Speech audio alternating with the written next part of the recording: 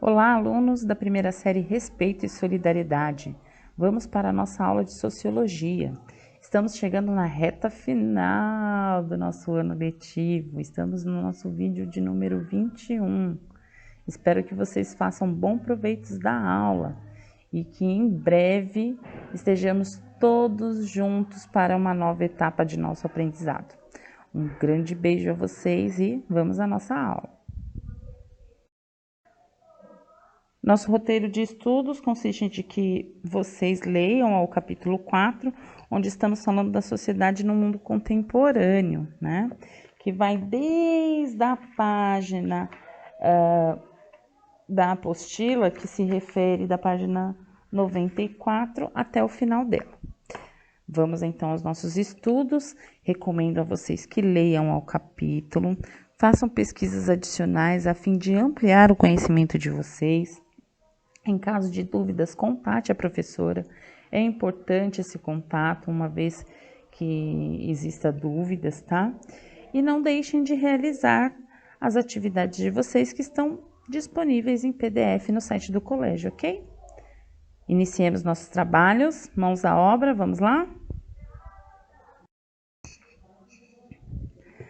Muito bem, falemos então sobre Pierre Bourdieu e o capitalismo cultural.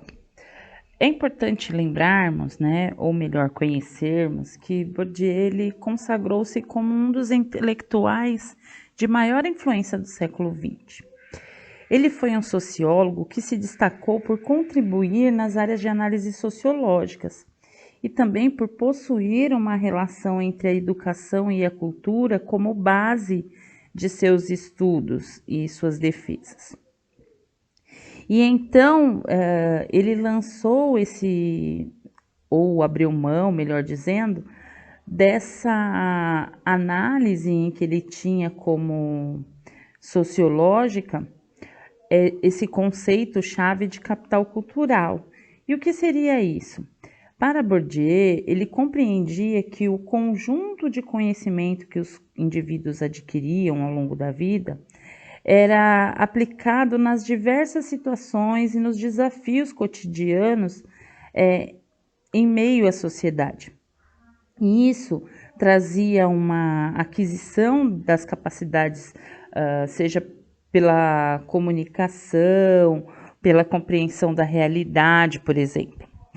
E ele tinha, ou melhor, defendia essa habilidade de saberes, de se expressar ou de escrever bem, por então entender que isso era o capital cultural, ou seja, a riqueza do ser humano.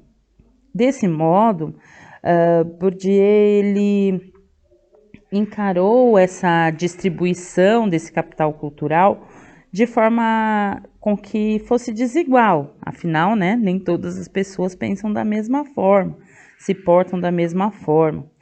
E ainda mais perante uma sociedade onde cada um tem a sua cultura, os seus níveis, né, tanto hierárquicos quanto de poder aquisitivo, então muda-se muito de indivíduo para indivíduo, que acaba então uns tendo uma vantagem sobre outros. Então Bourdieu ele referia-se a esse fato como um processo de privação cultural, onde aquele que não tinha um maior conhecimento ele era privado, ou seja, submetido a uma imposição de outros grupos que tinha uma, digamos, soberania ética ou socioeconômica. Então, Bourdieu ele desenvolveu aquilo que nós convencionamos, ou melhor, chamamos de sociologia relacional. E o que seria isso? Aquela que busca combinar aspectos dos objetivos com a fenomenologia que tanto estudamos, né? Então, ele se dedicou a superar o indivíduo em meio a uma guerra entre o indivíduo e a sociedade, tendo como base uma construção de conceitos, né? Uma estrutura de sistemas sociais e até mesmo o comportamento dos indivíduos. Por isso, a sociologia ela foi considerada relacional no ponto de vista de Bourdieu. Então, essa sociologia relacional é exatamente isso, onde apresenta essa dialética, né, de estruturas em meio ao sistema social. Na mesma perspectiva, vê-se também o conceito de hábitos, né? E o que seria esse hábitos, né? De acordo com os sistemas simbólicos, né, que são tão deturpados, difundidos pela sociedade, é manifestado por meio da conduta do indivíduo, né? Ou seja, em suas ações, na sua disposição, e a disposição não é em termos de motivação, mas do que se faz, como age, né? Como conduz, como está disposto a entender, sentir, perceber, enfim, a se relacionar em sociedade.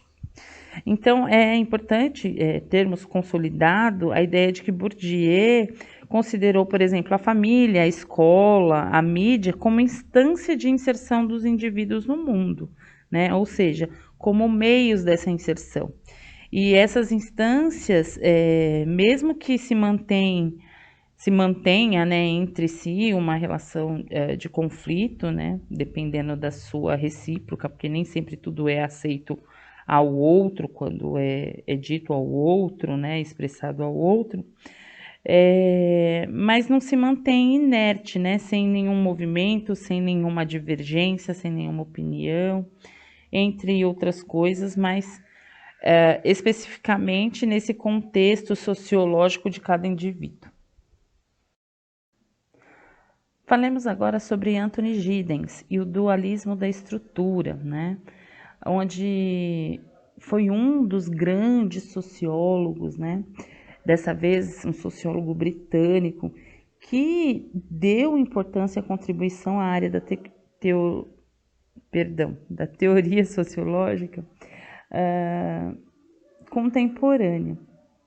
E isso faz com que a gente consiga ter acesso a temas que foram explorados de uma forma correspondente e nos levou até mesmo a uma compreensão de várias nuances, ou seja, de várias metamorfoses, né, no conceito de classe social e desse campo de mudanças sociais.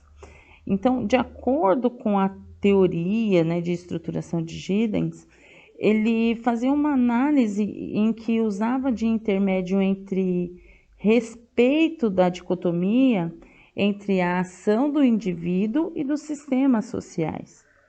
E sendo assim, Giddens ele conceitua esses fatos, né? Ou seja, essas possibilidades, né, em que existe essa correlação, né, esse conceito, né, entre a ação individual e os sistemas sociais, quando ele conceitua esses fatos como uma convenção, né, da qual ele chama de dualismo de estrutura. E o que seria isso? Ele conceitua a necessidade de uma teoria social que fosse além de uma concepção dialética entre o sujeito e o objeto apenas, mas sim que ultrapassasse, né, os moldes que eram tão enraigados e de certa forma consolidados, deixados pelo movimento marxista, né? Ou seja, o marxismo tradicional de qual uma sociedade vem por anos, né, exercendo. Então, segundo Giddens, seria uma tarefa fundamental buscar estabelecer um domínio entre a teoria que, de certa forma, desconstrua o indivíduo e a sociedade, deixando de ser uma forma imposta, porém melhor pensada. Então, quando falamos, né, das percepções, né, do sociólogo Anthony Giddens, é importante nós lembrarmos dessas teorias vindas como uma contribuição nesse sistema de estruturação de ação social que tanto se trata de uma relação, de certa forma, muito íntima entre o indivíduo e os sistemas sociais. Então, de acordo com essa teoria de estrutura de Giddens, esse conceito ele representa uma espécie de ordem virtual. E o que seria essa ordem virtual? Na qual os sistemas eles apresentam características que definam a estrutura entre atividades, por exemplo, de atores sociais. Ah, professora, mas o que isso quer dizer? Giddens, ele denomina essas propriedades, ou seja, esses princípios estruturais, como aqueles em que se agrega valores e regras sociais e, de certa forma, se encontram estáveis na sociedade e até então enraizados nesse processo de reprodução de vida social. Vejam vocês, quando eu falei a respeito do movimento marxista, né? Então, nós vivemos muito essa questão do marxismo tradicional, né? Então, Giddens ele defende exatamente isso, essa possibilidade de ter esse dualismo de estrutura. Então, nesse sentido, esse conceito em que ele se refere à ação social, elementa-se, digamos, numa chave crucial para a teoria socióloga em que Giddens defende. Ou seja, esse é o marco, o pilar de quão ele trabalhava e defendia. IP 2020, um colégio com muito mais emoção. Até mais, pessoal!